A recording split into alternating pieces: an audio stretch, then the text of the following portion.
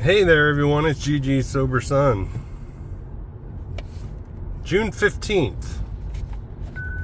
In AA, we have three things: fellowship, faith, and service.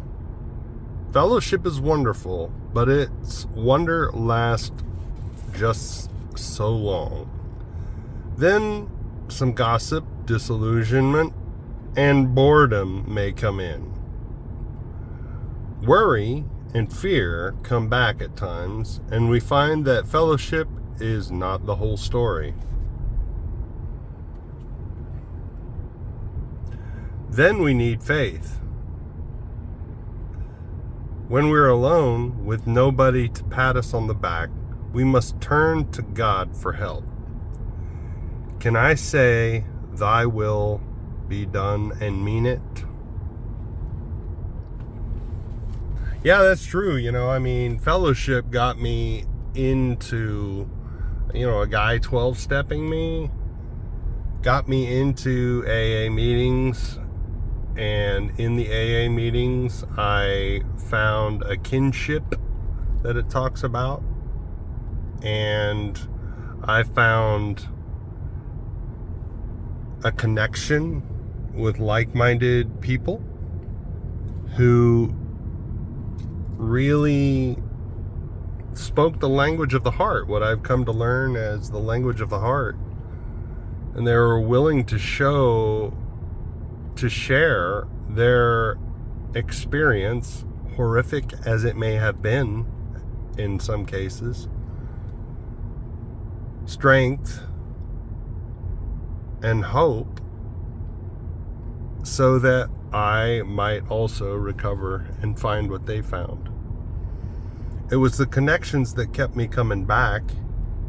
It was the connections that encouraged me to do the steps, to read the book, and the identification with the members of Alcoholics Anonymous that kept me sort of in it to win it, as we say, so that's hugely important. But yeah, it doesn't always equate to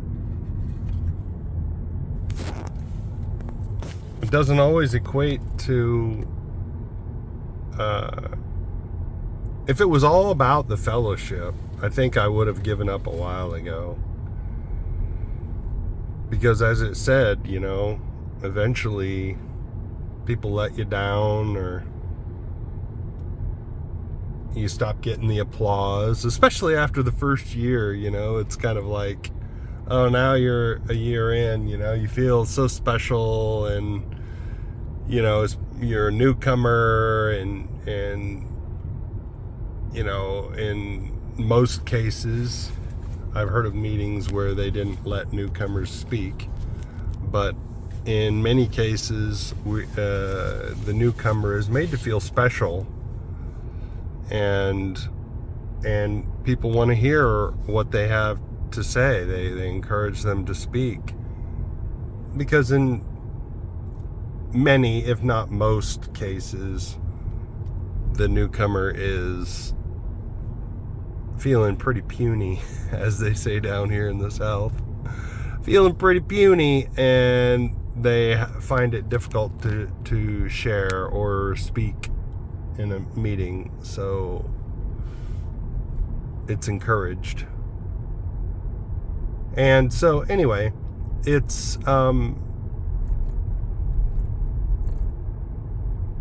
that power greater than ourselves continues to be developed, and a true connection with a power greater than ourselves continues to grow.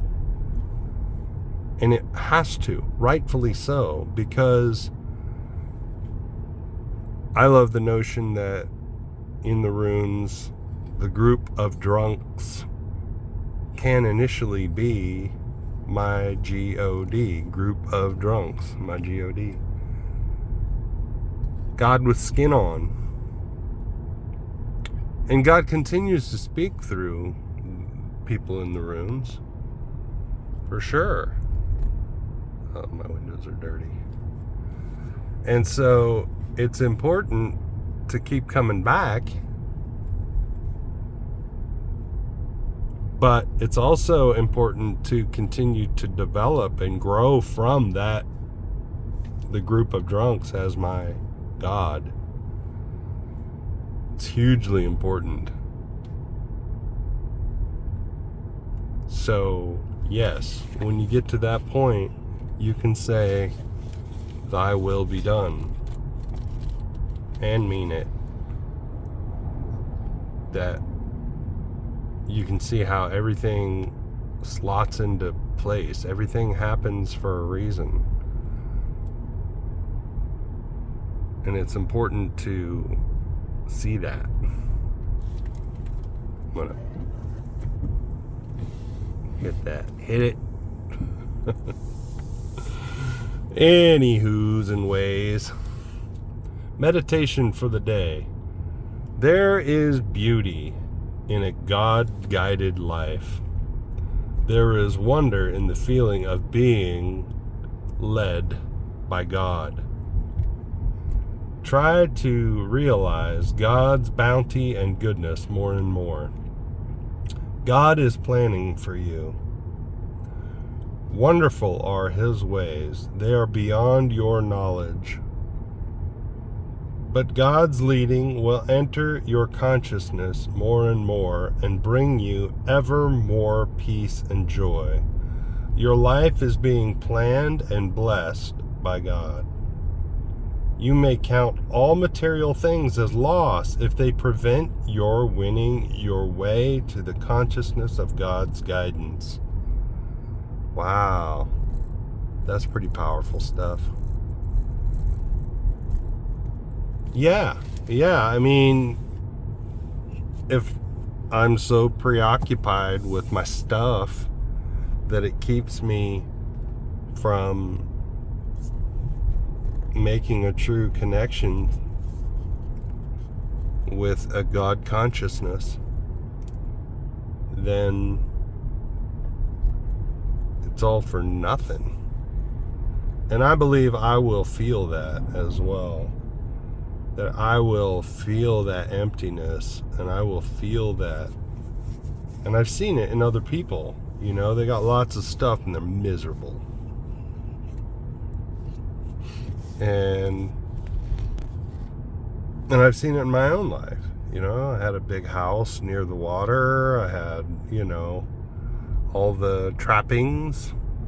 And I didn't realize how miserable I was, really, until something major happened in my life. You know, I was involved in a motor vehicle accident that killed 2 people in the car next to me. The a large truck careened through traffic and smashed into a bunch of cars and that kind of thing, and smashed my car and smashed the car next to me. And you know, you talk about an eye-opening experience. And I started really reevaluating everything. And then within a couple of months, my older sister died unexpectedly.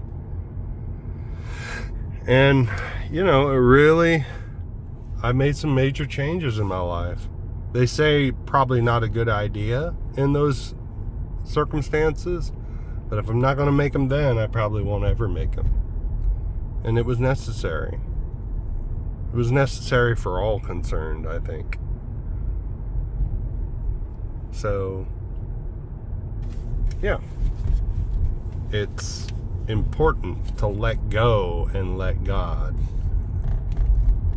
And be receptive and willing to conform my will to God's will. The book says on page 85 that it is the proper use of the will.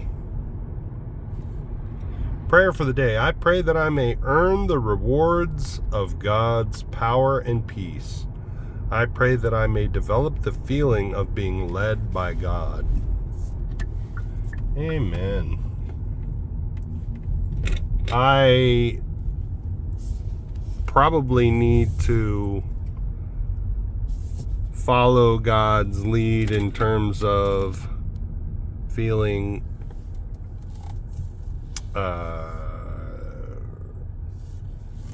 halting, not feeling, I guess, knowing when to pause. I have experienced times when I did choose to pause, and I may have shared that it was one of the things that led me to this area of the world was a willingness to pause. I don't know that I was necessarily led to pause, but that's what I did, and as a result, we ended up here, my family and I, and it has been a blessing. And I was trying to force a special duty assignment, and I've shared this before, I'm sure, to Montgomery, Alabama, Maxwell Air Force Base. And I kept pushing, and everything just kept falling apart, and I kept pushing harder, and it got more awkward and confusing and convoluted. And so eventually I just said, well, we'll just let it ride and see what happens. So it all worked out in the end, and here I am on the beautiful, beautiful Emerald Coast. I love this area, and I will forever call it home. No matter how much traveling around the world I might do, I will forever call this home. I love it. It just gives me a sense of serenity and peace. Love y'all. Keep coming back. Look up, aim up, rise up.